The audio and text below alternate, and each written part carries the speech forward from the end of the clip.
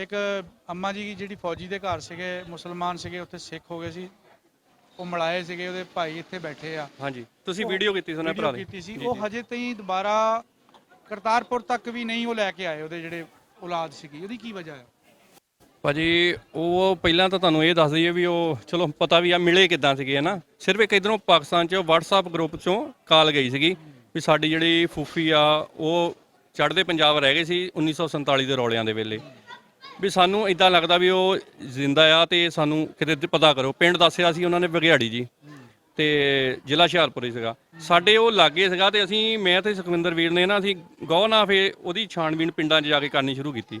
2 ਮਹੀਨੇ ਬਾਅਦ ਫਿਰ ਜੀ ਸਾਨੂੰ ਇੱਕ ਸੁਰਾਗ ਮਿਲਿਆ ਸੀਗਾ ਵੀ ਇਹ ਮਾਤਾ ਜੀ ਜਿਹੜੇ ਆ ਨਾ ਉਹ ਆਪਣੇ ਕਰੀਬ ਫੌਜੀ ਜਿਹੜਾ ਸੀਗਾ ਉਹ ਮਤਲਬ ਲੈ ਗਏ ਸੀਗੇ, ਵਿਆਹ ਉਹਨਾਂ ਨੇ ਆਪਸ ਵਿੱਚ ਉੱਥੇ ਹੋ ਗਿਆ, ਤੇ ਉਹ ਆਪਣੇ ਨਾਨਕੇ ਢੇਰੀ ਰਹਿੰਦੇ ਸੀਗੇ ਉੱਥੇ। ਭਾਜੀ ਜਦੋਂ ਗਏ ਆ ਤੇ ਪਰਿਵਾਰ ਨੇ ਤਾਂ ਪਹਿਲਾਂ ਤਾਂ ਤੁਹਾਨੂੰ ਪਤਾ ਮੁਸ਼ਕਲ ਪੇਸ਼ ਆਉਂਦੀ ਆ, ਹਾਂ, ਪਰ ਫੇਰ ਵੀ ਚਲੋ ਧੰਨਵਾਦੀ ਆ ਉਹਨਾਂ ਦੇ ਪਰਿਵਾਰ ਦੇ। ਭਾਜੀ ਉਹਨਾਂ ਦੀ ਵੀਡੀਓ ਬਣਾਈ, ਤੁਸੀਂ ਉਹਨਾਂ ਦੇ ਭਰਾ ਦੀ ਇੱਧਰੋਂ ਬਣਾਈ, ਚਲੋ ਵੀਡੀਓ ਕਾਲ ਤੇ ਅਸੀਂ ਪਹਿਲਾਂ ਗੱਲਬਾਤ ਕਰਾਤੀ ਸੀਗੀ ਉਹਨਾਂ ਦੀ, ਹੈ ਨਾ ਜੀ।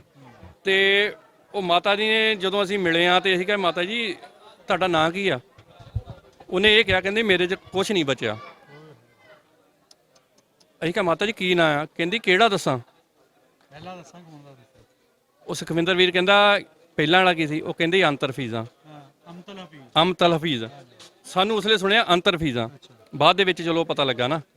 ਤੇ ਜਦੋਂ ਉਹਨਾਂ ਦੇ ਹਾਲਾਤ ਦੇਖੇ ਸਾਡੇ ਆਪ, ਜਦੋਂ ਪਹਿਲੀ ਵਾਰੀ, ਕਿਉਂਕਿ ਇਹ ਚੀਜ਼ ਟਰੇਸ ਕਰਨੀ ਆ, ਤੁਹਾਡੇ ਅੱਖਾਂ 'ਚ ਸਾਡੇ ਪਾਣੀ ਸੀ ਦੋਵਾਂ ਦੇ।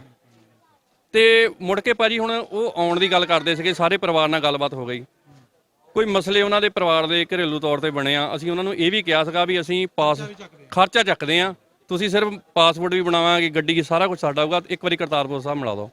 ਭਾਜੀ ਘਰੇਲੂ ਮਸਲੇ ਆ, ਪਰਿਵਾਰ ਨੇ ਕੋਈ ਬੜਾ ਸਾਥ ਨਹੀਂ ਦਿੱਤਾ। ਚਲੋ ਉਹਨਾਂ ਦੀ ਘਰੇਲੂ ਮਜਬੂਰੀਆਂ ਹੋ ਸਕਦੀਆਂ ਨੇ, ਆਪਾਂ ਮੰਨਦਾ ਨਹੀਂ ਉਹਨਾਂ ਨੂੰ ਕਿਸੇ ਨੂੰ ਕਮਾਂਗੇ। ਆਪਣਾ ਜਿਹੜਾ ਤੁਸੀਂ ਇੱਕ ਰੂਹਾਂ ਨੂੰ ਜੋੜਨ ਦਾ ਸਿਲਸਿਲਾ ਸੀ, ਉਹ 'ਚ ਕਾਮਯਾਬੀ ਰੱਬ ਨੇ ਦੇ ਦਿੱਤੀ। ਬਿਲਕੁਲ ਜੀ, ਬਿਲਕੁਲ। ਪਰਮਾਤਮਾ ਨੇ ਦੇਖੋ ਕੁਝ ਚੀਜ਼ਾਂ ਜਿੱਦਾਂ ਕਹ ਲਓ ਵੀ ਪਰਮਾਤਮਾ ਤੁਹਾਨੂੰ ਇੱਥੇ ਕੁਝ ਕਰਨ ਨੂੰ ਭੇਜਦਾ। ਬੇਸ਼ੱਕ ਆਪਣੇ ਤੁਸੀਂ ਕੰਮ ਕਿਤੇ ਕਰਦੇ ਆ, ਪਰ ਜਿਹੜਾ ਤੁਸੀਂ ਸਾਨੂੰ ਇਹ ਪਤਾ ਜਿਹੜੇ ਯੂਟਿਊਬਰ ਹੈਗੇ ਆ ਉਹ ਕਮਾਈ ਦਾ ਇਹ ਸਾਧਨ ਨਹੀਂ। ਨਹੀਂ ਜੀ, ਇਹ ਕਮਾਈ ਦੀ ਅਗਰ ਗੱਲ ਕਰੀਏ, ਇਹ ਤਾਂ ਉਹ ਕੰਮ ਆ, ਪਹਿਲੇ ਇਨਵੈਸਟਮੈਂਟ ਕਰਨੀ, ਮੁੜ ਕੇ YouTube ਤੁਹਾਨੂੰ ਦਵੇ ਨਾ ਦੇਵੇ, ਵੀਡੀਓ ਨਾ ਚੱਲੇ।